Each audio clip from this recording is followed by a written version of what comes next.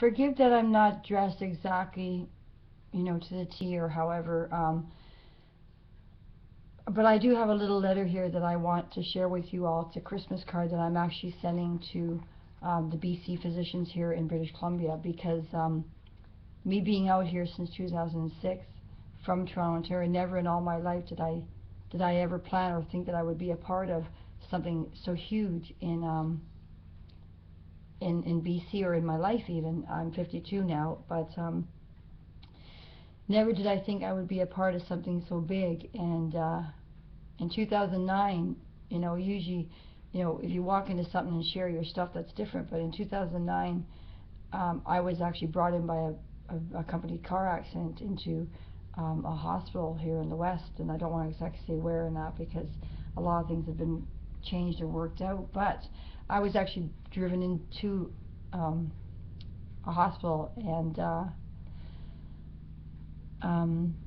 for the first time in my life in the West here, I was basically viewed by some medical doctors and that, and my reaction when I was driven in isn't exactly perfect, and neither am I, but I don't talk perfect, and at times, especially if I get hit by vehicles.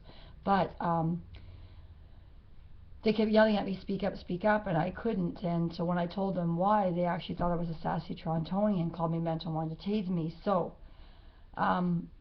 it was inappropriate for them to be blogging my paperwork, or not sitting me down and telling me maybe what they felt or thought, or what they were writing on my paperwork even. But my life story did get told to me and was shown to me by the East, and so therefore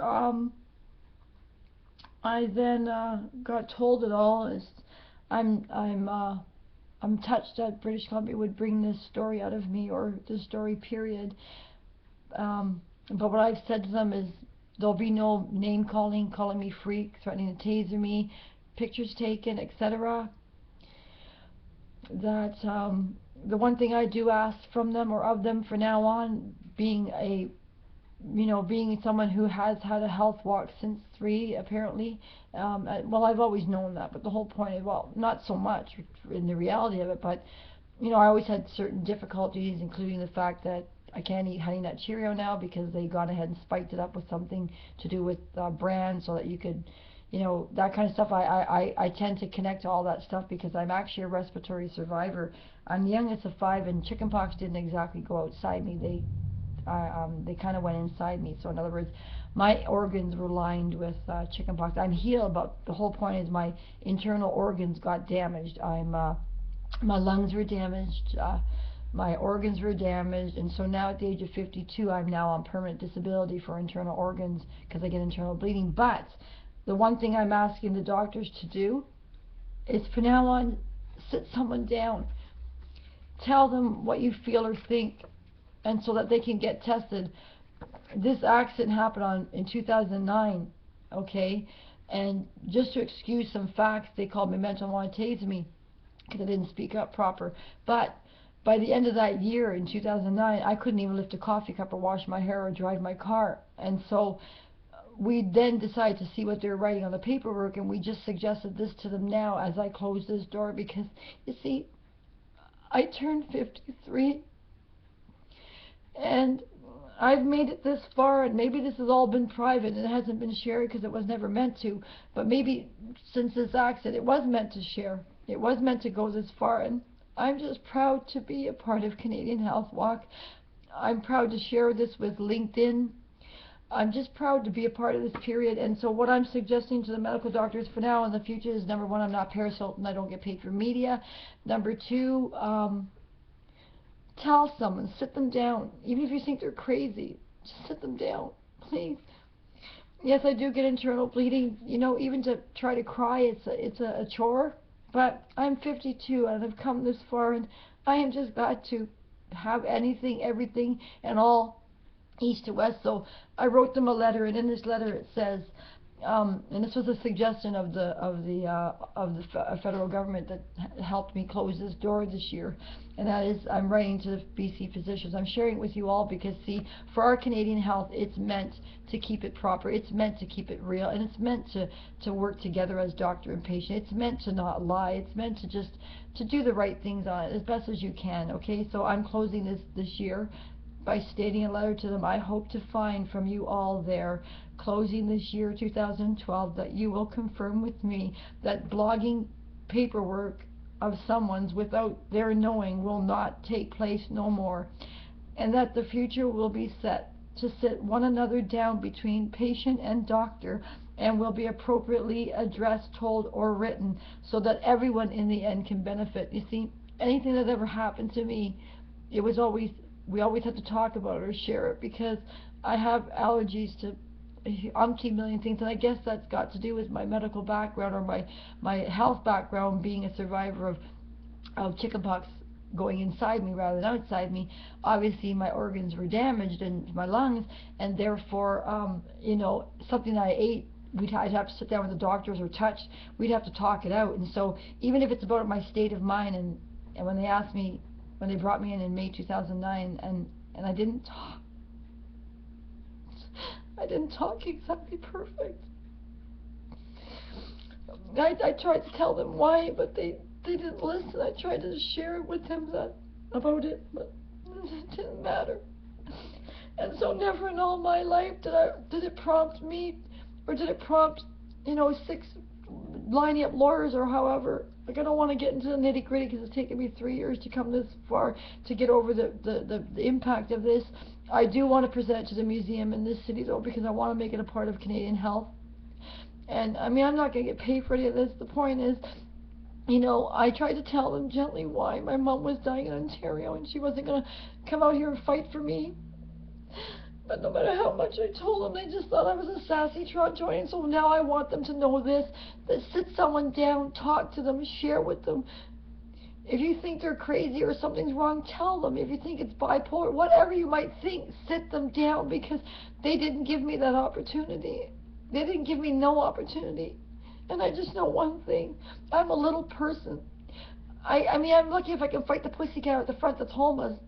You know, it's not about fighting, and I should not have had such a fight, but it happened, and it's okay. I forgive them. I guess I scare them with the way I react sometimes. I mean, I don't even cry right. Ask my bunny Boo. But anyhow, people, that's what my letter is stating that it will be appropriately addressed, told, and written, so that everyone in the end can benefit. Yes, my health walk started at 3 and will till I pass away. My name is Juliet, and now may this peace come upon us all. Thank you, everyone, for listening. We all have our own stuff, do you know what I mean?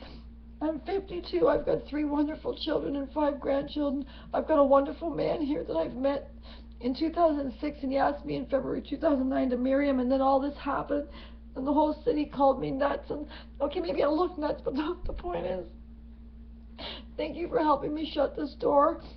I'm public about it for a reason, because my life did go that way, and now I'm not at all bothered to be public. I'm not at all bothered if I don't exactly have my hair right, or I look not too good. I mean, my teeth are even a part of a factor too. But you know, I remember my dad asking me at the age of 16 what I wanted for my birthday in Toronto, Ontario. I'm the youngest of 5 and an identical twin. I told him that. I told him that I wanted to leave home. I told him that I didn't no longer want to be a burden toward him and my family, and watch them, you know, continue to hear the predictions of me not making it till 30, because it was a hard road for my internal organs. I know that. I know the way I eat, the way I, you know, talk, the way I can't cry proper or laugh. But I remember saying to my dad that I wanted to leave home, that I no longer wanted to be 6 months of a year on penicillin to fight the infections from all the, you know, from all the damage to my insides. I just wanted to leave home, and I didn't want to be a burden. And so I literally, at the age of 16, I literally left school and home, and I left my doctor. And I remember my doctor at the time was a little Chinese man. He said to me, guarantee me one thing then, that you'll come back to me and you'll bear your children. And I did. I had my two oldest children there, my daughter and my son, till 84. And so I did that. So thank you for listening to this. Anyone who links in, thank you for understanding this. We all have our own health, our own act, our own whatever. And never in all my life did I expect it to be this blown over, to be this openly public, and to put my, even the risk that we put my safety in and stuff in the past 3 years has been incredible. Yes, I do get internal bleeding, period. I am now on permanent disability. My life does go up and down. No, I do not have bipolar. Mentally, bipolar has a huge factor. So I just want to be public with this, because I want to shut this door now and just go off fishing. If you see me out up there somewhere, just say hi. I say to people, please, no, don't call me names. Don't call me freak, and please, no pictures at all. We're all real. I don't get paid like Paris Hilton for media or anything. But honestly, people, this is incredible. I'm shutting this door, but I also want you to visit my website, www.healthgrowsup at HealthGrowsup.com. No, not very many people get this opportunity to do this. And when it happened in 2009, because I came out here quietly in 2006, it's taken me up till now to recognize, just how incredible this opportunity is to share this. So thank you, everybody from East, West of Canada, for being a part of my world, always and forever. So come visit me from time to time. I don't want pictures taken, and I'm not a freak. The website is www.healthgrowsup, HealthGrowsup.com. Thank you so much, British Columbia, for working with me and shutting this door. Take care, everyone. Have a very blessed, healthy, loving, together Christmas. And in 2013, may all those healthy, loving blessings continue to go on for you and yours and all. Take care, everyone. Bless you.